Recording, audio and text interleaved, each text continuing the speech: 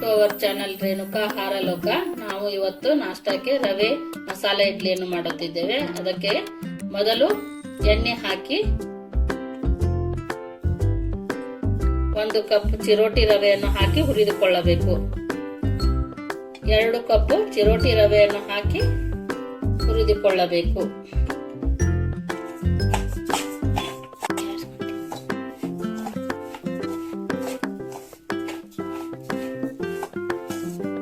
ರವೆ ಕಂಪಿನ ವಾಸನೆ ಬರೆಯುವವರೆಗೂ ಹುರಿಯಬೇಕು. ಎಣ್ಣೆ ಹಾಕಿದ್ರೂ ನಡೀತದೆ, ತುಪ್ಪ ಹಾಕಿಯೂ ಹುರಿಯಬಹುದು. ಸ್ವಲ್ಪ ರವೆ ಕೆಂಪಾಗೋವರೆಗೆ, ತೀರಾ ಅಲ್ಲ, ಸ್ವಲ್ಪ ಕೆಂಪಾಗೋವರೆಗೆ ಹುರಿಯಬೇಕು. ರವೆ ಇಡ್ಲಿ ಮಸಾಲೆಗೆ ಮತ್ತೊಂದು ಬಾಳಿಗೆಯಲ್ಲಿ ಸ್ವಲ್ಪ ಎಣ್ಣೆಯನ್ನು ಹಾಕಬೇಕು. 1 ಚಮಚ ಉದ್ದಿನಬೇಳೆ, ಕಡಲೆಬೇಳೆ ಹಾಕಬೇಕು. ಉದ್ದಿನಬೇಳೆ ಕೆಂಪಾಗೋವರೆಗೆ ಹುರಿಯಬೇಕು. ನಂತರ ಸ್ವಲ್ಪ ಸಾಸಿವೆ ಜೀರಿಗೆ ಚಟಪಟ ಆದ ನಂತರ ಸ್ವಲ್ಪ ಇಂಗು, ನಂತರ ಒಗ್ಗರಣೆಗೆ ಸ್ವಲ್ಪ ಸಣ್ಣಗೆ ಹೆಚ್ಚಿದ ಹಸಿಮೆಣಸಿನಕಾಯಿ,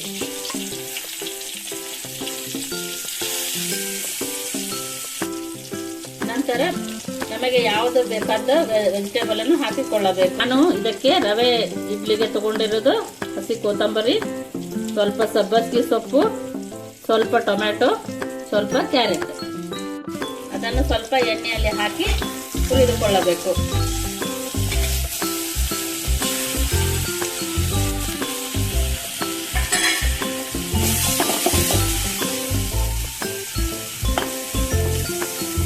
ವೆಜಿಟೇಬಲ್ ಅನ್ನು ಸ್ವಲ್ಪ ಬಿಸಿ ಮಾಡಿ ಹಾಕಬೇಕು, ಇಲ್ಲದಿದ್ರೂ ನಡೆಯುತ್ತೆ, ಹಸಿಯಾಗಿ ಹಾಕಿದರೂ ನಡೆಯುತ್ತೆ. ನಂತರ ಇದನ್ನು ಹುರಿದ ರವೆಗೆ ಮಸಾಲೆಯನ್ನು ಸೇರಿಸಿಕೊಳ್ಳಬೇಕು.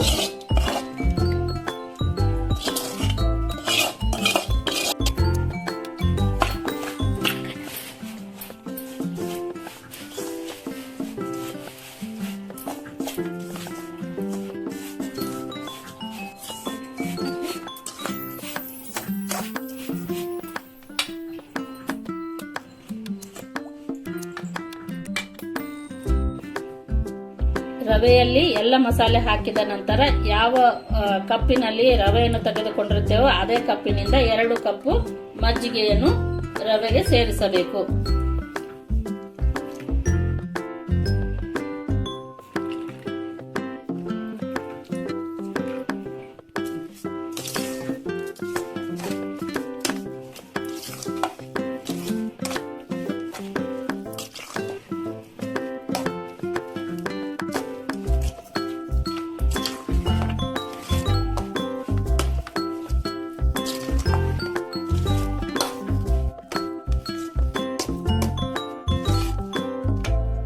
ಎರಡು ಕಪ್ ಮಜ್ಜಿಗೆಯನ್ನು ರವೆಯಲ್ಲಿ ಹಾಕಿದ ನಂತರ ರವೆ ಮಜ್ಜಿಗೆಯನ್ನು ಹೀರಿದ ನಂತರ 1 ಕಪ್, ಅದೇ ಕಪ್ಪಿನಲ್ಲಿ 1 ಕಪ್ ನೀರನ್ನು ಹಾಕಬೇಕು.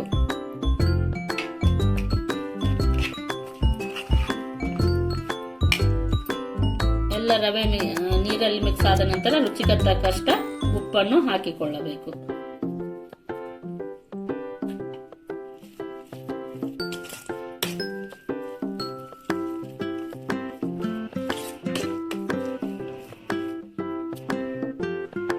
ಎಲ್ಲ ಮಿಕ್ಸ್ ಆದ ನಂತರ 20 ನಿಮಿಷಗಳ ಕಾಲ ರವೆಯನ್ನು ನೆನೆಯಲು ಬಿಡಬೇಕು. ಹೀಗೆ ಹಿಟ್ಟು 20 ನಿಮಿಷ ನೆನೆದ ನಂತರ ಹಿಟ್ಟು ತೀರಾ ಗಟ್ಟಿಯಾಗಿದ್ದರೆ ಸ್ವಲ್ಪ ನೀರನ್ನು ಹಾಕಿ ಕಲಿಸಿಕೊಳ್ಳಬಹುದು.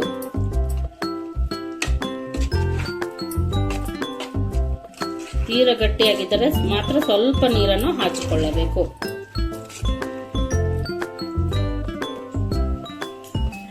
ಈಗ ಗ್ಯಾಸ್ ಮೇಲೆ ಇಡ್ಲಿ ಕುಕ್ಕರ್ ಅನ್ನು ಇಟ್ಟು ಅದರಲ್ಲಿ ಸ್ವಲ್ಪ ನೀರು ಹಾಕಿ ಇಡ್ಲಿ ತಟ್ಟೆಗೆ ಸ್ವಲ್ಪ ಎಣ್ಣೆಯನ್ನು ಸವರಿ ಸ್ವಲ್ಪ ಹಿಟ್ಟನ್ನು ಹಾಕಿಕೊಳ್ಳಬೇಕು.